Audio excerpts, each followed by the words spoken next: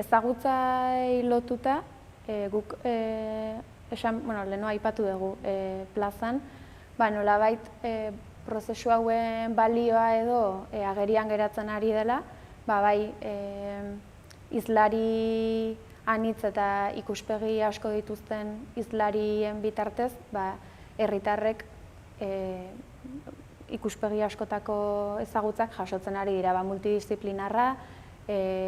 sensibilidade ezberdinetakoak, orduan pixkat ezagutza aldetik eta irakaspen aldetik ikusten ari gera prozesu honen indarguneetako bat hori dela.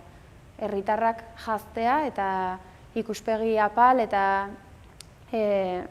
gizartea ordezkatzen duten ikuspegi guzti horiek beraiek janztea nolabait, gerora deliberazio prozesu hori ondo egin ahal izateko.